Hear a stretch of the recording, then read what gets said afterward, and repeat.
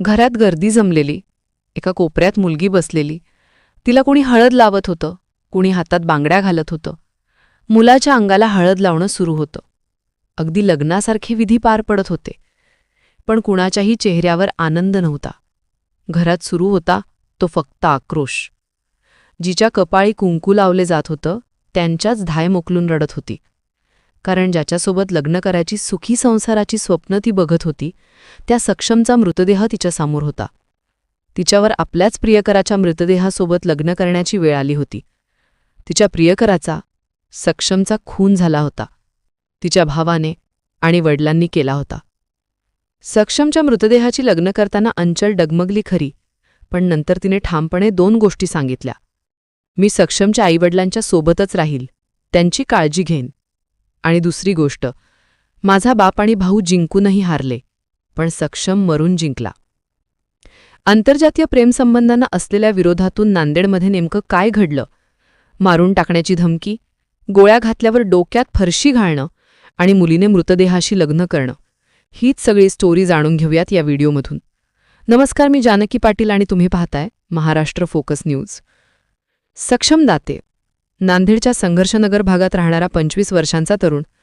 याच भागात अंचलचे 2 मित्रसुद्धा राहायचे, साहिल पवार आणि हिमेश पवार. या तिघांची पार्श्वभूमी गुन्हेगारीची. तिघांवर किरकोळ गुन्हे दाखल होते. सक्षमवर MPDA याच्या अंतर्गत गुन्हा दाखल होता. त्या अंतर्गत तो जेलमध्ये सुद्धा गेला होता. पण 1.5 महिन्यांपूर्वी तो जेलमधून बाहेर आला. 27 नोव्हेंबरच्या संध्याकाळी सक्षमला साहिल आणि हिमेशने जुनागंज भागातल्या पहिलवान सिटी हाऊसला बोलावलं. सक्षम आणि या दोघांमध्ये याआधी किरकोळ कुरबुरी झालेल्या, पण तिघेही मित्र होते, त्यामुळे सक्षम सहजपणे त्यांच्या भेटीला गेला. तिथे साहिल आणि हिमेश होतेच, पण सोबतच गजानन मामेवर सुद्धा होता. गजानन हा या दोघांचा बाप, मोक्यातून बाहेर आलेला आरोपी. या तिघांच्या सोबत आणखी 3 जण, असे एकूण 6 जण सक्षमची वाट बघत होते.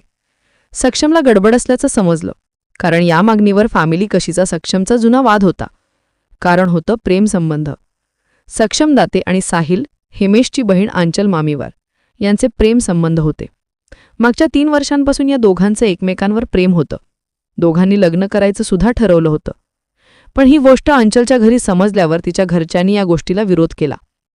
सक्षम आणि अंचल या दोघांची जात वेगळी होती, त्यामुळे अंचलचे वडील आणि भाऊ या दोघांच्या प्रेमाच्या विरोधात होते. अंचलने माध्यमांची बोलताना दिलेल्या माहितीनुसार ती पद्मशाली समाजाची, तर सक्षम बौद्ध समाजाचा. पण ही गोष्ट तिच्या वडिलांना भावांना प्रेमातला अडथळा वाटत होती. आधी त्यांनी अंचलला बजावलं की सक्षम सोडून दुसरा कोणता पण पोरगा सांग, त्याच्याशी लग्न लावून देतो. पण सक्षमसोबत बोलायचं नाही, भेटायचं नाही, प्रेम वगैरे विसरून जायचे. सज्ञान वयाची अंचल मात्र प्रेमावर ठाम राहिली. हे समजल्यावर तिच्या घरच्यांनी सक्षमला दम द्यायला सुरुवात केली. जर अंचलशी बोललास तर मारून टाकू, अशी धमकी दिली. धमकी द्यायला अंचलचा बाप गजानन मामीवर सगळ्यात पुढे होता. मग या सगळ्यात उजाला 27 नोव्हेंबरचा दिवस. संध्याकाळी 5-5:30च्या सुमारास सक्षम, साहिल आणि हिमेश सांगण्यावरून पहिलवानच्या ऑफिसला आला. त्यावेळी तिथे गजानन मामीवार, त्याची मुलं आणि मुलांचे मित्रसुद्धा होते. त्यांनी सक्षमशी बोलायला सुरुवात केली आणि अंचलसोबतचे प्रेमसंबंध का तोडले नाहीत, तिच्याशी का बोलतोस, असा प्रश्न विचारत मारहाण करायला सुरुवात केली. सक्षमला बेदम मारहाण झाली, तरी तो प्रतिकार करायचा प्रयत्न करत होता. पण आपला निभाव लागत नाहीये हे ओळखून सक्षमने तिथून पळायचा प्रयत्न केला. पण तो थोडाच अंतर पुढे गेला असताना गजानन मामीवारने त्याच्यावर 3 गोळ्या झाडल्या. 3 गोळ्या लागल्या. नंतर सुद्धा सक्षम जिवंत होता. 1 गोळी त्याच्या बरगड्यात घुसली होती, तरीही त्याचा श्वास कायम होता. हे बघून चिडलेल्या मामीवारने बाप लेकाने त्याच्या डोक्यात वारंवार फरशी घातली आणि सक्षमचा जीव घेतला. फक्त काही मिनिटात सक्षमचा खून झाल्याची बातमी सगळीकडे वाऱ्यासारखी पसरली. वरिष्ठ पोलीस अधिकाऱ्यांनी तातडीने घटनास्थळी धाव घेतली. सक्षमचा मृतदेह ताब्यात घेऊन पोस्टमॉर्टमसाठी पाठवण्यात आला. तर दुसऱ्या बाजूला फरार झालेल्या आरोपीचा शोध घेण्यासाठी पथकसुद्धा रवाना करण्यात आलं. गुरुवारी रात्री उशिरा सक्षमच्या आईने इतवारा पोलीस स्टेशनमध्ये या आरोपींविरुद्ध तक्रार दाखल केली. या तक्रारीनुसार सक्षमच्या खून करणाऱ्यांच्या विरोधात हत्या आणि अट्रॉसिटीचा गुन्हा दाखल करण्यात आलाय.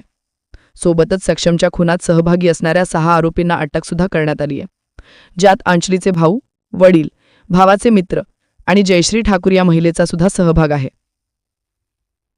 गुरुवारी सक्षमच्या हत्या झाल्यानंतर शुक्रवारी सकाळी त्याचा मृतदेह त्याच्या घरी आणला होता. सक्षमचा मृतदेह घरी आणला आहे हे समजल्यावर आंचलने त्याच्या घराकडे धाव घेतली. सक्षमच्या घरात नातेवाईक गोळा झाले होते. सक्षमच्या मित्रांनी सुद्धा प्रचंड गर्दी केली होती.